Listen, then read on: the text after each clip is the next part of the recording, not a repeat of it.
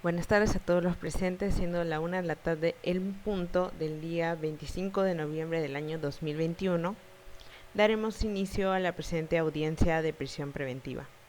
Mi nombre es Isabeo Melilla Quepanduro, jueza del séptimo juzgado de investigación preparatoria de Lima Norte.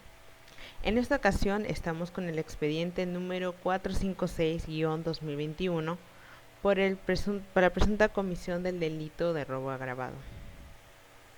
Los imputados del caso en cuestión son el señor Andrés Sullón Ruiz, el señor Beto López Vera y el señor Carlos Sánchez Castro, quienes en esta ocasión se encuentran representados por sus respectivos abogados. Mientras que el agraviado es el señor Diego Cruz Morales y su señor padre, el señor David Cruz Silva. La solicitud la hace el Ministerio Público, quien se encuentra representado por la señorita fiscal. La audiencia se llevará a cabo de la siguiente manera. En la primera ronda argumentarán acerca del primer y segundo presupuesto del artículo 268 del Código Procesal Penal. Seguidamente debatirán acerca del último presupuesto mencionado en el mismo artículo. Y por último, se sustentará acerca de la proporcionalidad de la medida y del plazo de la prisión preventiva. Y claro, reafirmarán sus solicitudes respectivas. Ahora le daré el uso de la palabra a la señorita representante del Ministerio Público, la señorita fiscal. Buenas tardes, señor juez y abogado de la defensa técnica. En representación del Ministerio Público, en mérito de las facultades que la ley confiere y en estricta aplicación del artículo 268, numeral 1 del Código Procesal Penal, se solicita la prisión preventiva contra los imputados Andrés Sullón Ruiz, Beto López Vera y Carlos Sánchez Castro, por la presunta comisión del delito contra el patrimonio en modalidad de robo agravado, penado en el artículo 188 del Código Penal, concordante con el artículo 189, inciso 3 y 4 del primer párrafo y inciso 1 del segundo párrafo. Ello en agravio del sujeto Diego Cruz Morales y su padre por los siguientes motivos. El día 21 de octubre del 2020, el sujeto Andrés Sullón Ruiz acudió a trabajar al domicilio del sujeto Diego Cruz Morales como albañil, con dos ayudantes que en este caso vendrían a ser el señor Beto López Vera y Carlos Sánchez Castro, las cuales aprovecharon que la vivienda se encontraba sin el propietario y sustrajeron del ropero que se encontraba en la habitación de dicho inmueble eh, la suma de 20.000 nuevos soles que estaban guardados bajo llave en uno de los cajones de dicha casa.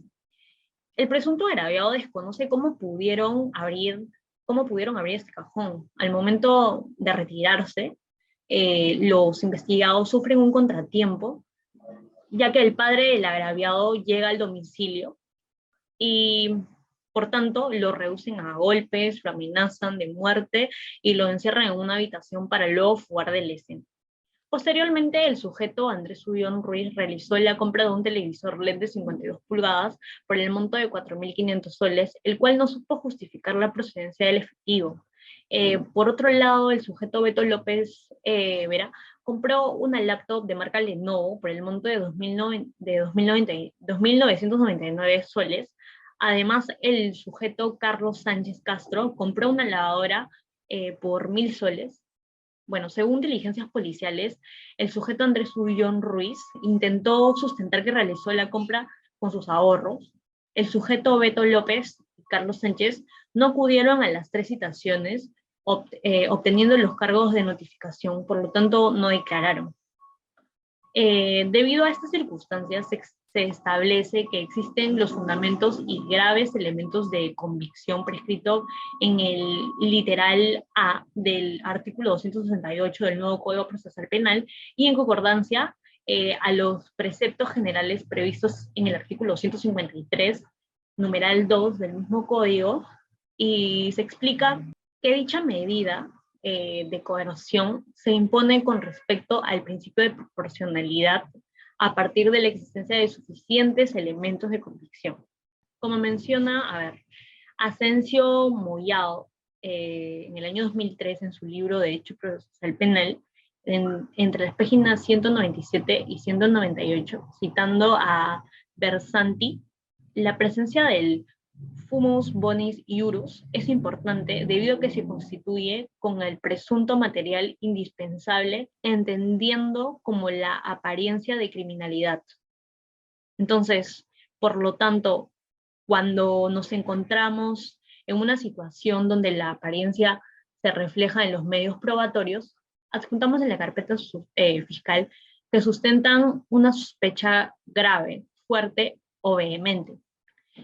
Como bien se menciona en los fundamentos 24 al 27 del Acuerdo Penario 1-2019, del Centro de Investigaciones Judiciales, guión 116, acorde al fumus delicti commisi, en coherencia con la escala en grado de conocimiento. Es decir, los tipos de sospecha explicados en la sentencia plenaria casatoria 1-2017 del Centro de Investigaciones Judiciales, guión 433, fundamento 27, literal F, la necesidad de una sospecha grave es sustancial en la solicitud de una prisión preventiva. Asimismo, se cumple con el segundo presupuesto de la prisión preventiva, que sería la pena probable, no solo porque la sanción a imponer es superior a 4 años de pena privativa de libertad, sino que involucra una prognosis entendida también como el pronóstico de la misma, que involucra un análisis objetivo en razón de las circunstancias personales. La forma y medios de perpetración del injusto penal, que vendrían a ser las atenuantes y las agravantes, como bien se menciona en el fundamento 31 de la casación 626-2013 de Moquegua, donde menciona que la determinación de la pena debe considerar 3 factores. A, circunstancias generales atenuantes y agravantes. B, que serían las causales y disminución o agravación de la punición. C, que sería la regla del artículo 45 del Código Penal, y las fórmulas del derecho premial. Este listado no es taxativo, por lo que el juez puede considerar otras circunstancias que modifiquen la pena, siempre que lo justifique en la resolución. Esto se menciona en la página 26. Ahora, téngase en consideración lo siguiente, que es muy importante. El sujeto Andrés Sullón Ruiz no tiene antecedentes penales. El sujeto Beto López Vera tiene antecedentes penales por el delito de hurto, policiales por los delitos de hurto agravado y robo simple, en 2 oportunidades cada uno. El sujeto Carlos Sánchez Castro tiene 3 antecedentes y ha sido privado de su libertad por el delito de hurto agravado. En dicho proceso, el sujeto amenazó a un testigo, hecho que se puede comprobar mediante un audio que ha sido sometido a una pericia en donde se comprobó que efectivamente era su voz. Muchas gracias, señorita fiscal. Ahora argumentará el señor abogado representante del señor Andrés Sullón Ruiz. Buenas tardes, señora jueza. Quien le habla es el abogado Jesús Ernesto Benítez Nostroza, en representación del imputado Andrés Sullón Ruiz. Así pues, permítame ser preciso en mis argumentos a tratar sobre las investigaciones preparatorias que se llevaron a cabo hasta el momento por la Fiscalía, ya que el tema lo merita.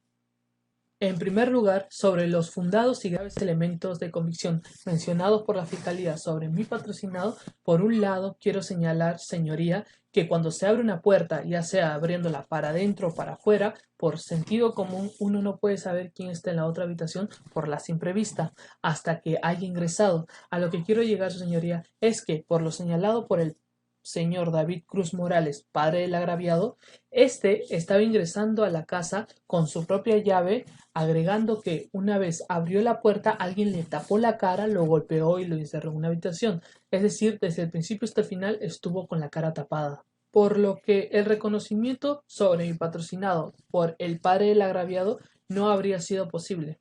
Asimismo, más adelante, cuando la Fiscalía practica el acta de reconocimiento en rueda de personas, el señor David Cruz Morales no reconoce a mi patrocinado. Por otro lado, con respecto al dinero que se usó para comprar el televisor LED de 52 pulgadas señalado por la Fiscalía, mi cliente afirma que dicha suma de dinero la obtuvo de sus ahorros, los cuales guardaba en su colchón. Es menester mencionar que el fundamento 39 de la sentencia del Tribunal Constitucional, expediente número 04780-2017 y el expediente número 00502-2018, acumulado Piura, establece que, permítame leer, señora jueza. Le concedo permiso, señor abogado. Muchas gracias.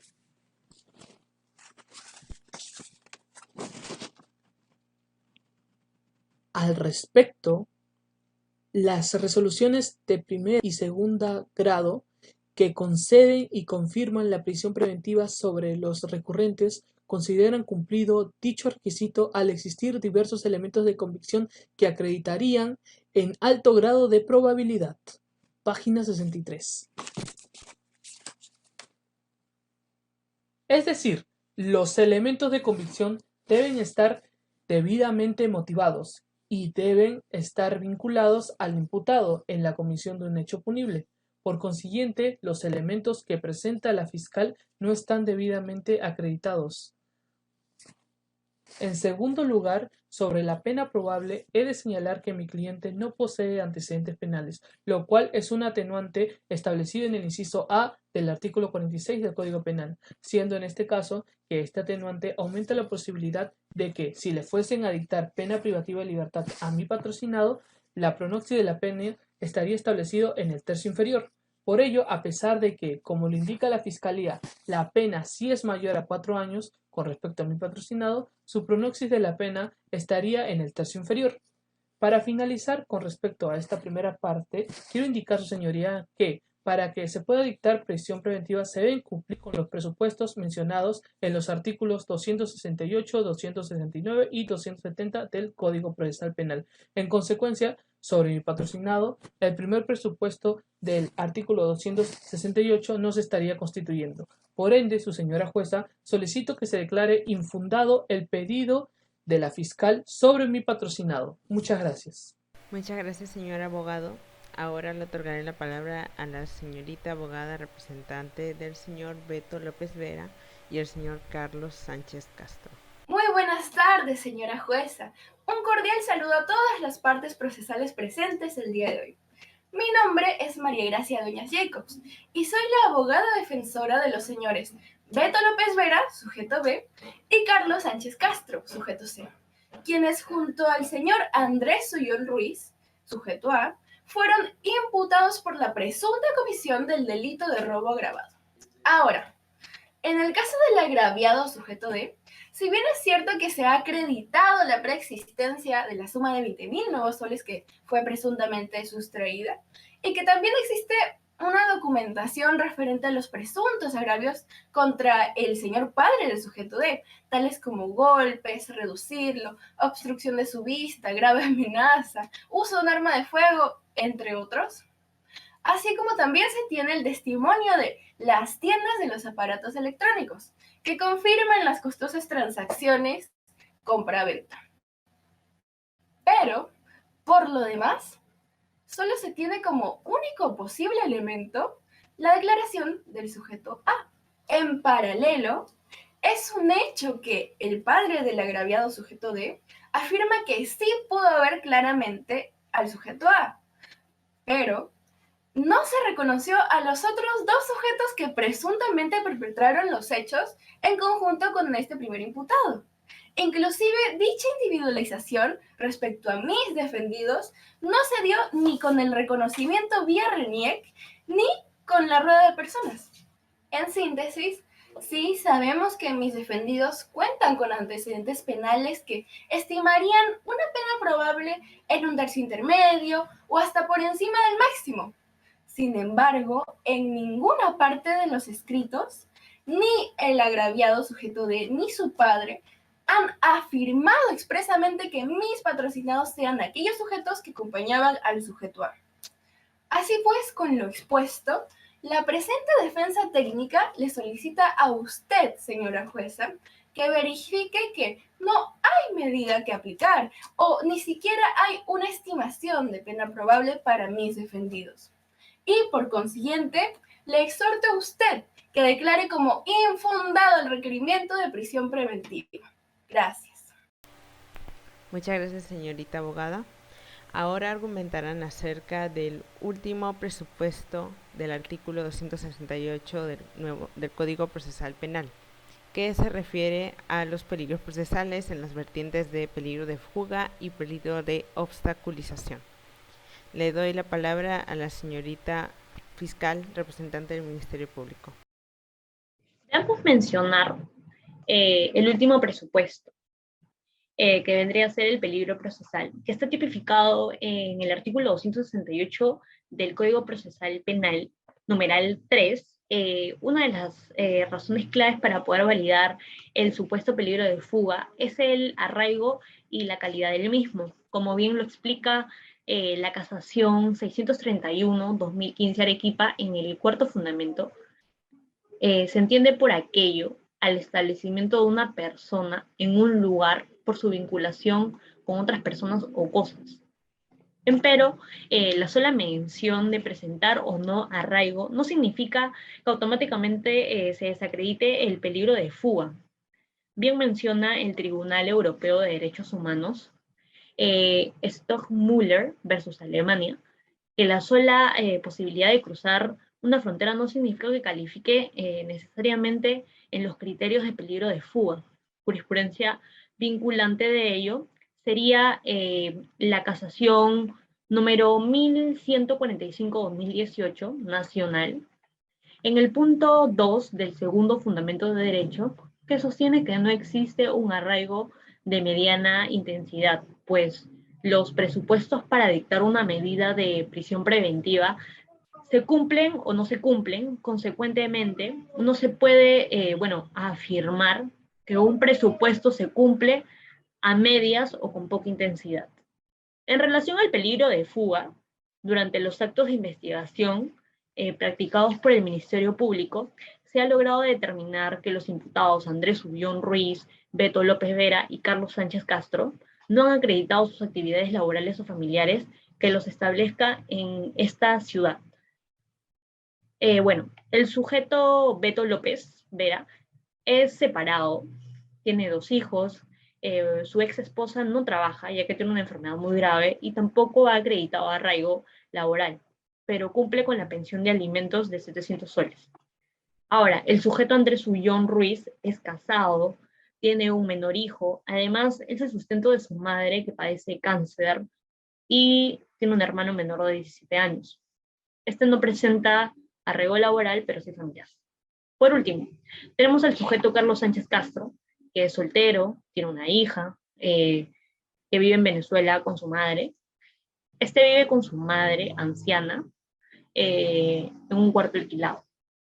Bueno, ahora, en referencia al segundo peligro procesal, regulado genéricamente en el artículo 268, numeral 3, y específicamente en el artículo 270 del nuevo Código Procesal Penal, cuando se habla de peligro de obstaculización, es simplemente la relación entre el imputado con la actividad probatoria.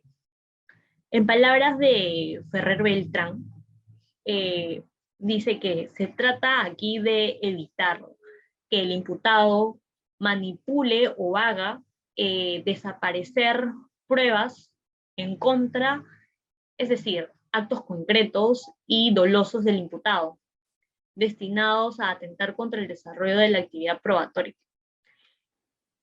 En la averiguación de la verdad, tipificada en el artículo 270 del Código procesal penal, se puede apreciar que en un caso anterior el sujeto Carlos Sánchez Castro amenazó a un testigo en el proceso que se le siguió por hurto agravado. Asimismo, el sujeto Andrés Sullón Ruiz, en una declaración, nos comunicó que el sujeto Carlos Sánchez Castro lo había amenazado de muerte mediante WhatsApp, eh, debido a la manifestación del sujeto Andrés Sullón Ruiz, en donde le indicaba a él de la comisión del delito de robo agravado vistos en el presente proceso. Muchas gracias, señorita fiscal. Ahora tomará la palabra el señor abogado representante del señor Andrés Sullón Ruiz. Muchas gracias, señoría. Sobre la existencia de los presupuestos del peligro procesal indicados por la fiscal en el presente caso, por un lado, he de mencionar que mi cliente ha colaborado estrechamente con las investigaciones. Ello se puede corroborar con todas las diligencias que se practicaron y fueron presentadas por el Ministerio Público con su presencia. Es menester mencionar que, según el Fundamento 43 del Acuerdo Plenario número 01-2019, establece que, permítame leer, señora jueza. Prosiga, señor abogado. Muchas gracias.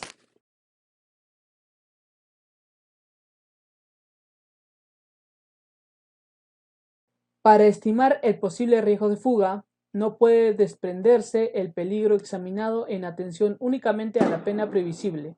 Tiene que agregarse a la pena previsible y a la naturaleza del delito otros factores que inciden en el peligro concreto de fuga. Página 25. Dicho de otro modo, para la constitución del peligro de fuga se debe considerar la gravedad del delito, la pena probable, las circunstancias del imputado y la existencia de un verdadero riesgo de fuga.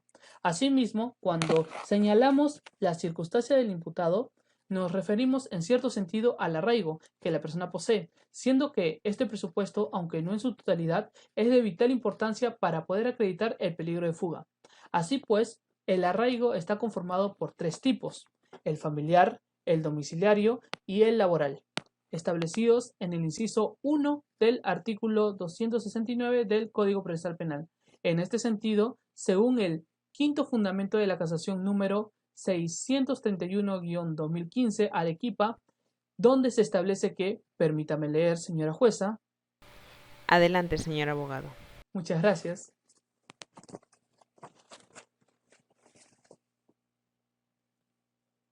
Lo analizado en el caso concreto está acreditado que el imputado Río Sánchez tiene esposa e hijos con residencia en el Perú y registra actividad laboral conocida, razón de ser de su presencia en el país. No cabe duda, por tanto, que el imputado tiene arraigo. Página 5. Es decir, se debe entender que por el arraigo familiar son los lazos familiares que tiene el imputado, por el domiciliario es el lugar donde reside, mientras que el tercero proviene de un trabajo que desarrolla en el país. Igualmente, en el inciso 1 del segundo fundamento de la casación número 1145-2018 nacional, establece que, permítame leer, señora jueza. Muchas gracias. Para afirmar el arraigo no hace falta un trabajo dependiente con carácter permanente, que el arraigo laboral se exprese en la capacidad de subsistencia del imputado que deba provenir de un trabajo desarrollado en el país. Que afirman lo contrario sería tanto como señalar que una persona que no está en plantilla, que no depende de un empleador, no puede acreditar el arraigo laboral, lo que constituye un acto discriminatorio con aquellas personas que tienen otro régimen laboral. Página 4. En otras palabras, el arraigo laboral se entiende en la capacidad de poder subsistir en un lugar, refiriéndonos al tema económico, ya sean trabajos formales o informales, ya que el trabajo no debe depender si tiene un carácter permanente en una empresa, sino de un trabajo en el cual genere ingresos y se desarrolle en el país. Por lo tanto, es importante señalar que mi patrocinado tiene un domicilio acreditado y conocido en el país. Y esta propiedad está inscrita en los registros públicos a su nombre, además que es casado y tiene un hijo menor de edad, quienes conforman su familia nuclear. Igualmente, en su domicilio vive conjuntamente con su madre y su hermano, de 17 años. menor de edad. Ello puedo probarlo con los documentos tales como la partida de nacimiento del menor, los registros de la RENIET, el certificado de matrimonio y el título de propiedad. Asimismo, he de señalar que él es el sustento de su familia, por ello realiza trabajos informales como el de albañil, con el cual permite la subsistencia de su familia.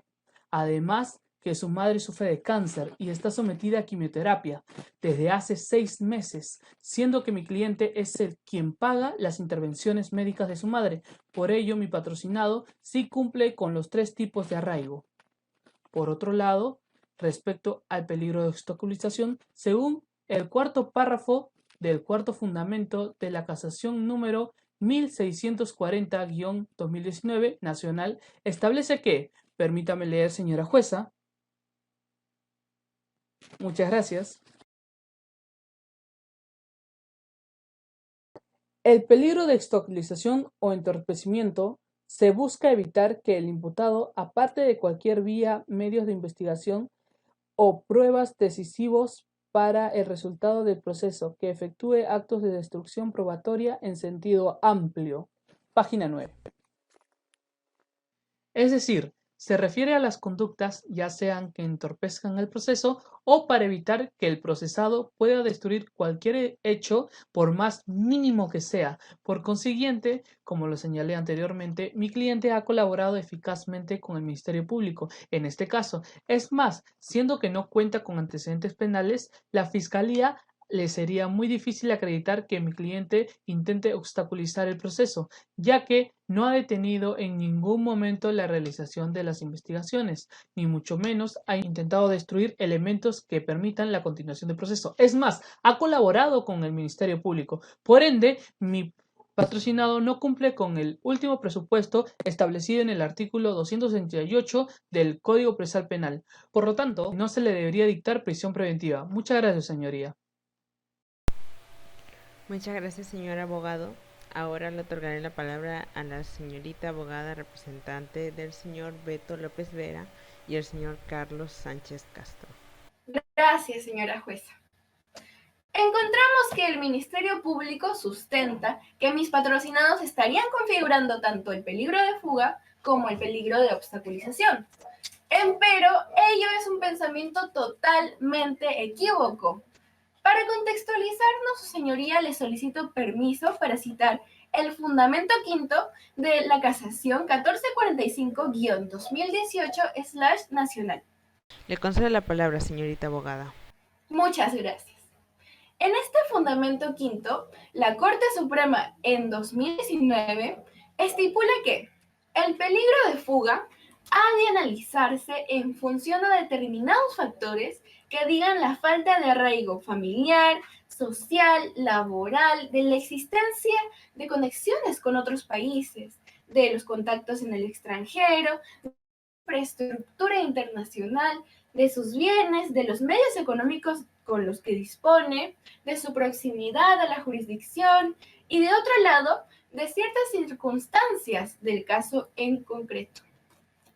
Es decir, el arraigo consiste en la afinidad que se tiene hacia alguien, un miembro de la familia, o hacia el ambiente laboral, vecindad, entre otros. A continuación, desarrollaremos estos 3 arraigos según mis defendidos.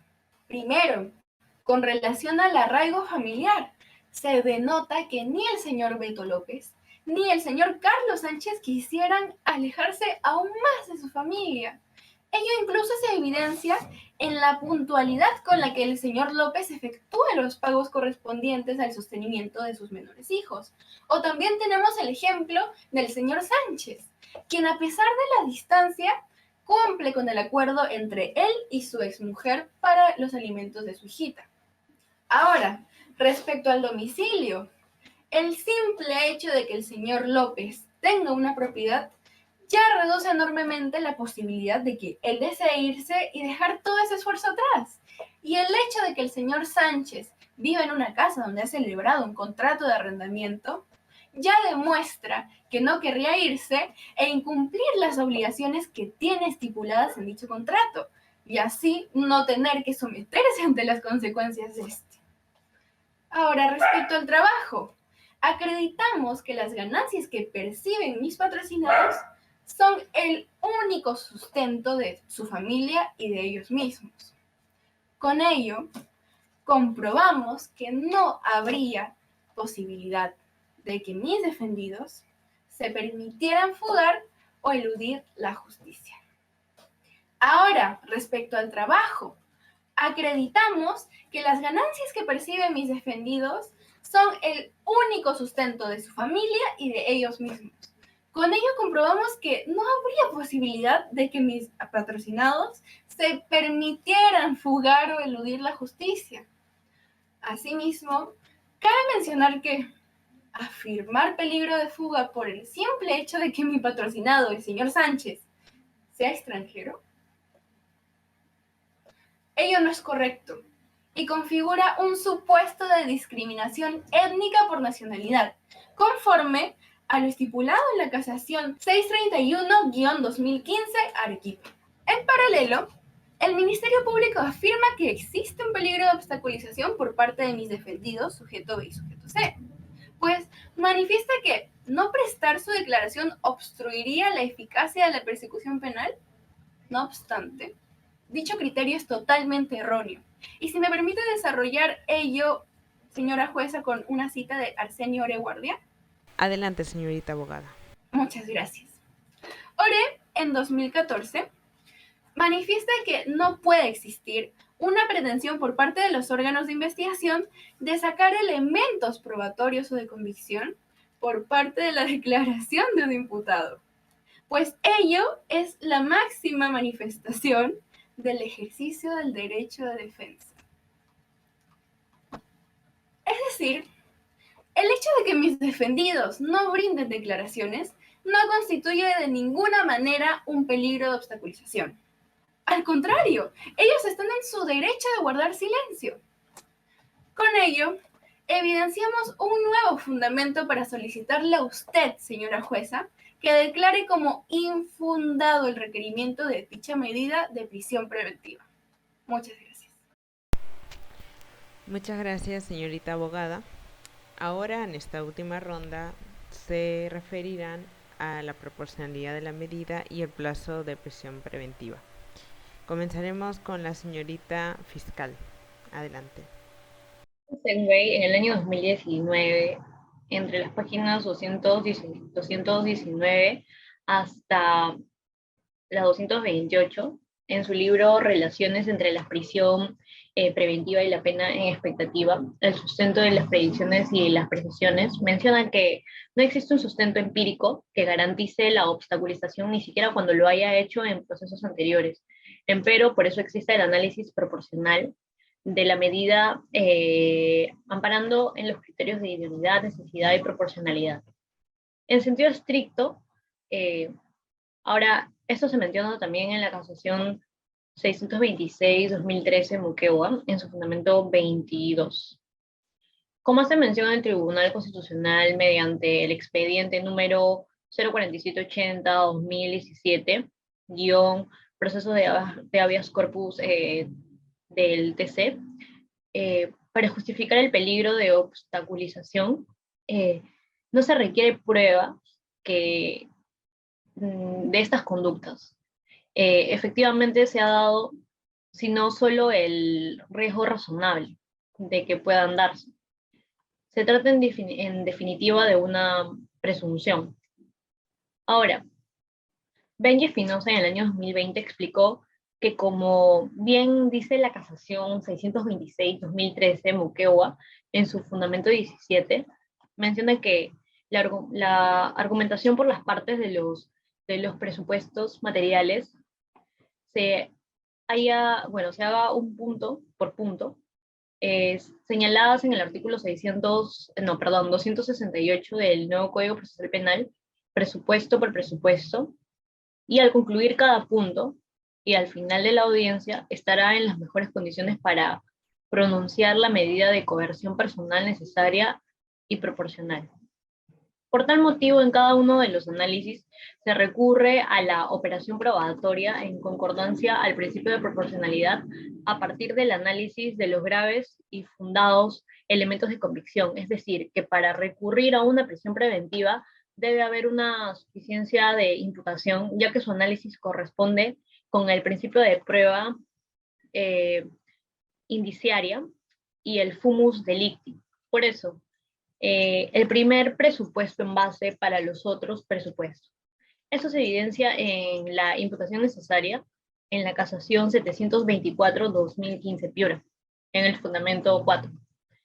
Ya habiéndose analizado cada punto, cada uno de los puntos, este juzgado determina que la Fiscalía ha presentado dicho requerimiento en conformidad de los presupuestos materiales. Sin embargo, el plazo que ha sugerido el Ministerio Público no es congruente a los criterios de proporcionalidad de la medida excepcional solicitada.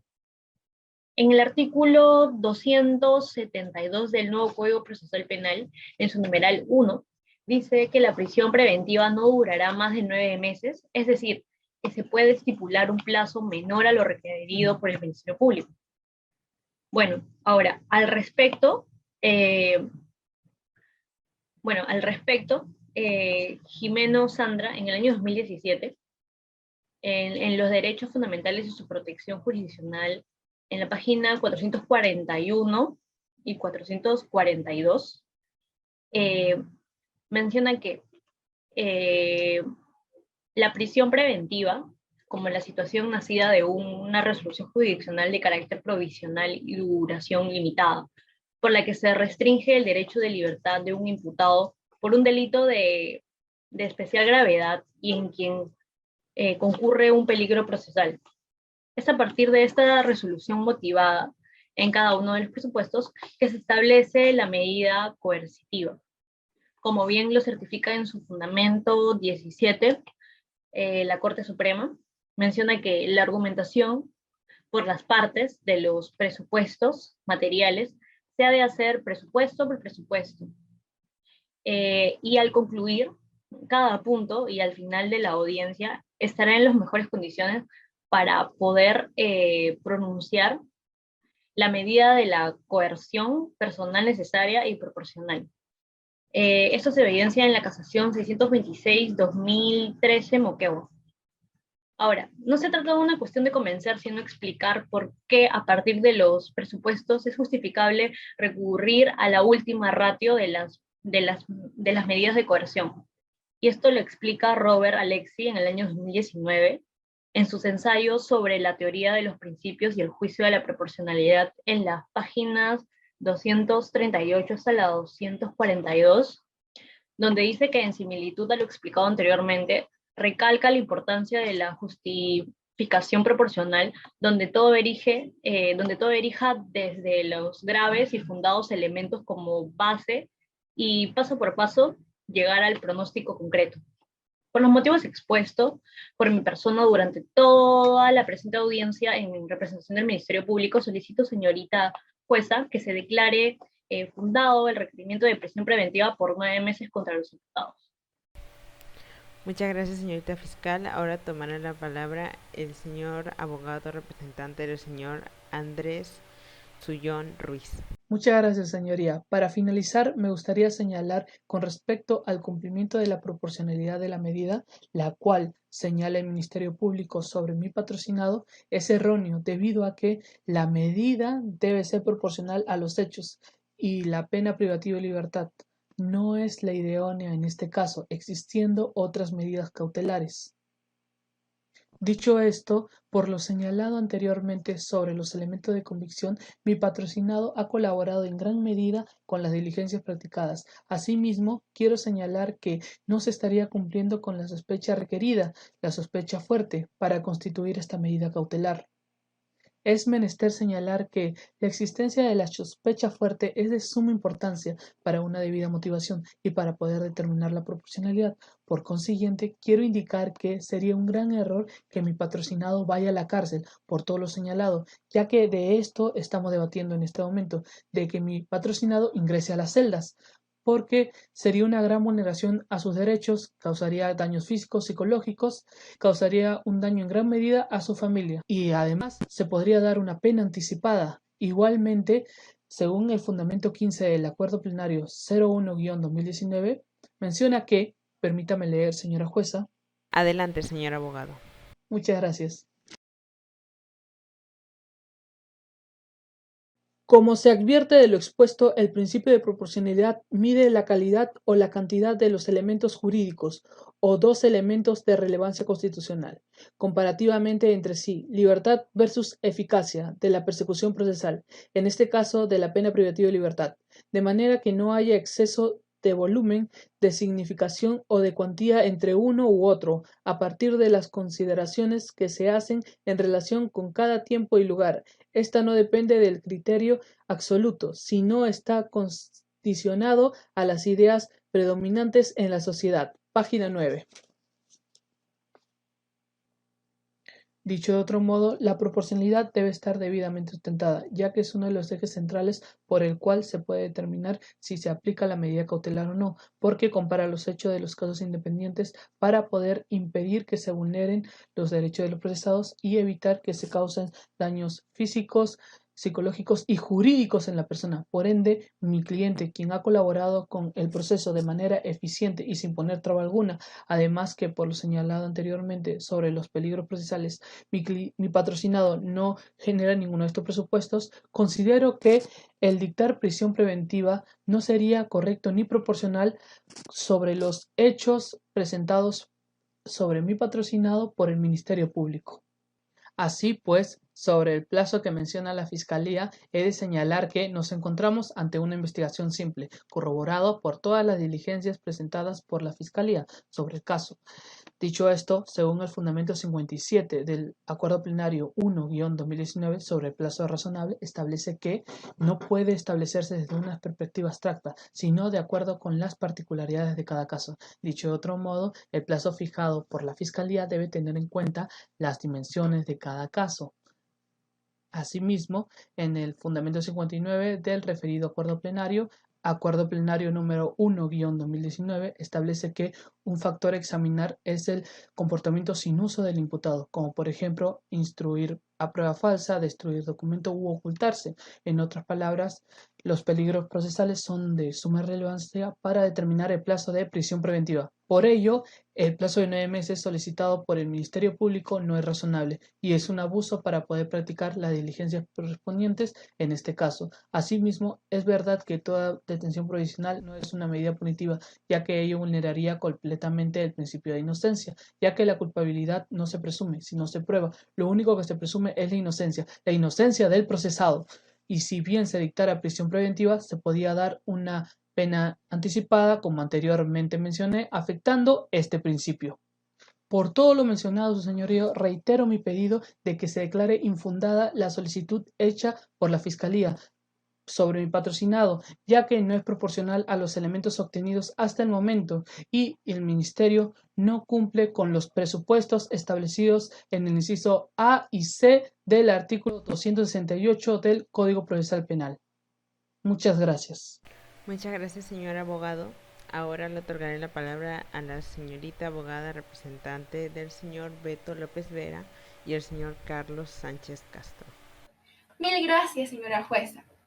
Permanecemos en nuestra postura inicial, pues si bien es cierto que el robo agravado sí cumple con un extremo mínimo de hasta más de 4 años, por lo que sí correspondería aplicar esta medida de prisión preventiva en casos de comisión de dicho delito, hemos sustentado que concretamente para el presente caso no sería necesario siquiera calcular un plazo máximo o mínimo de la aplicación de dicha medida. De hecho, ante todo ello, me gustaría que me brinde permiso, señora jueza, para citar a Percy Velázquez Delgado en su comentario al Código Penal titulado Allanamiento en locales de uso público o abierto al uso público en el nuevo Código Procesal Penal.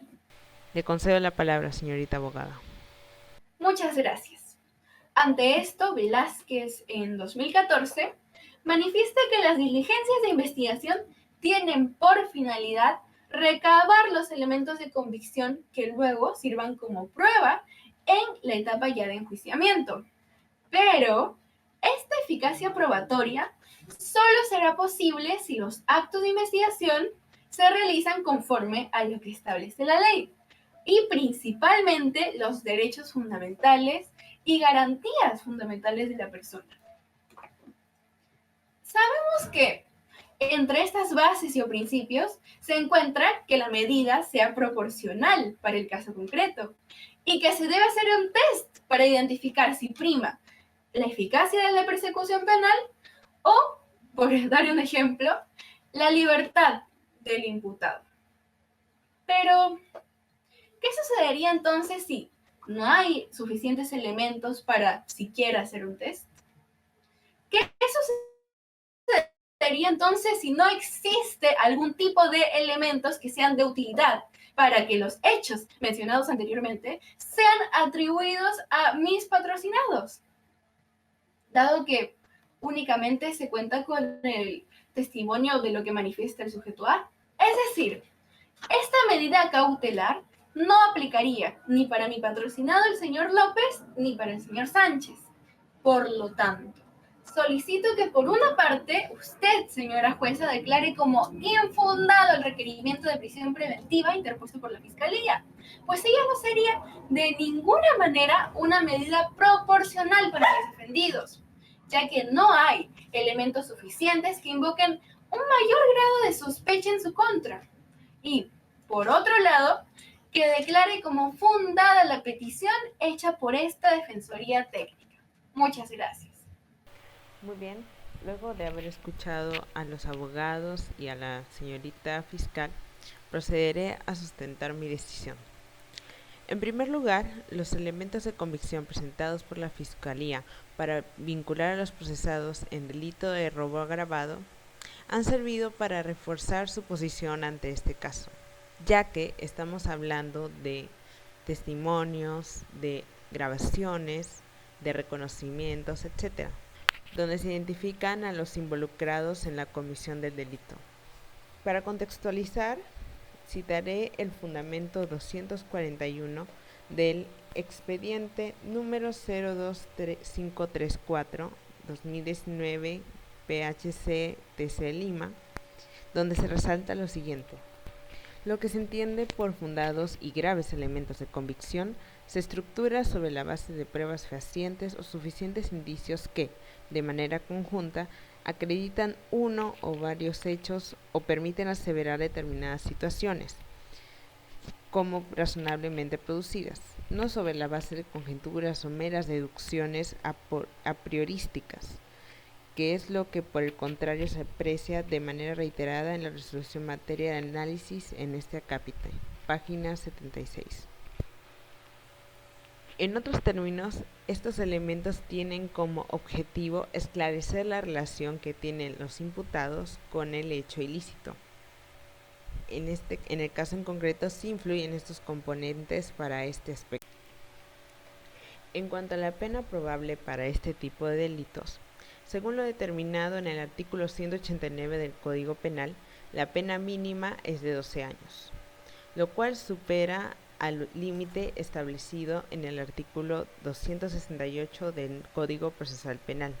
En ese sentido, Gavilano, en su libro El análisis sistemático de la prisión preventiva, Nuevo Código Procesal Penal, señala lo siguiente.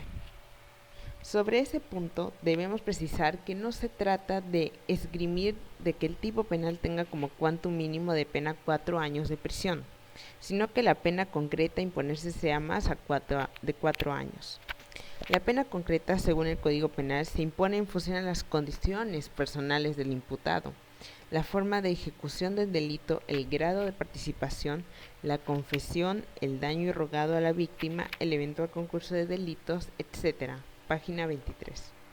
Es decir, este cálculo se basa en muchos aspectos para decidir en cuántum de la pena a imponer de manera posible.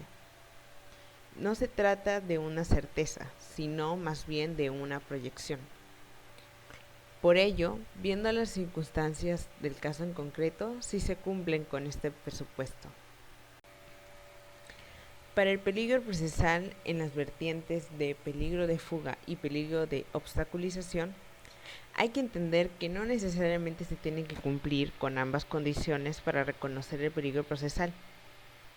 Con relación a ello, en el fundamento 11 del expediente número 03213-2014-PHC/TC Lima, se expresa lo siguiente.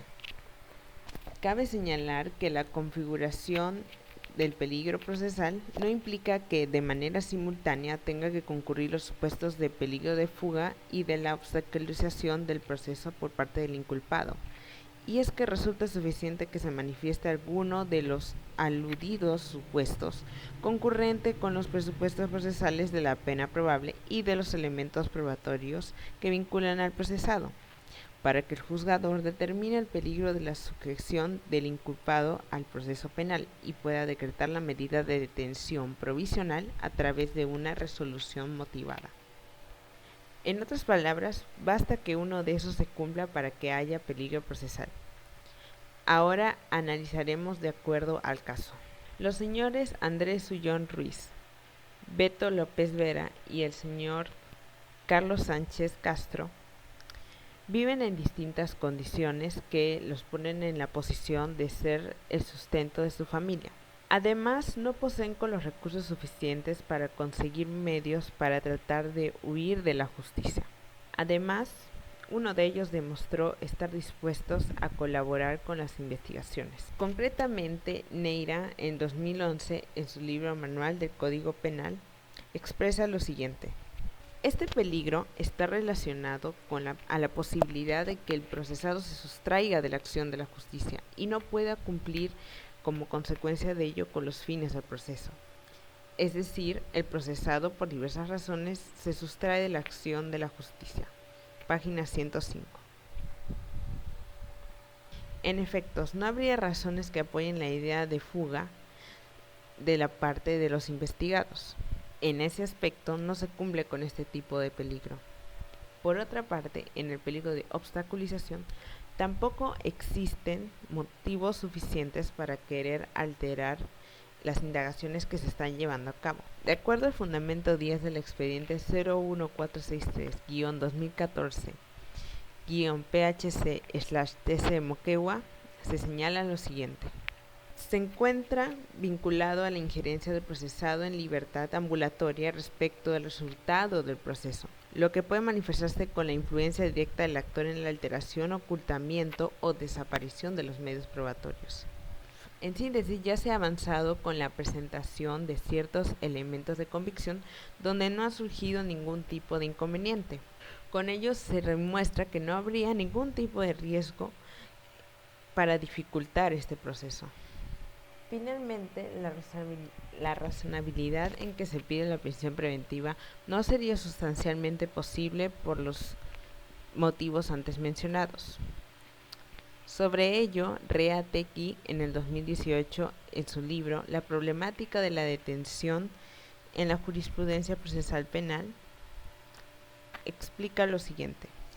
Dentro de los principios que regulan su aplicación en la administración de justicia penal está en el principio de proporcionalidad, el cual exige que en todo caso debe dictarse la medida coercitiva menos gravosa entre las que sean adecuadas razonablemente para evitar el riesgo que se pretenda conjurar, y como consecuencia de este principio la medida no debe ser desproporcionada en relación con la gravedad del hecho, ni del eventual peligro que se trata de prevenir, pues lo que se busca este principio es establecer un equilibrio entre la medida que impone el Estado y el bien jurídico que se trata de privar.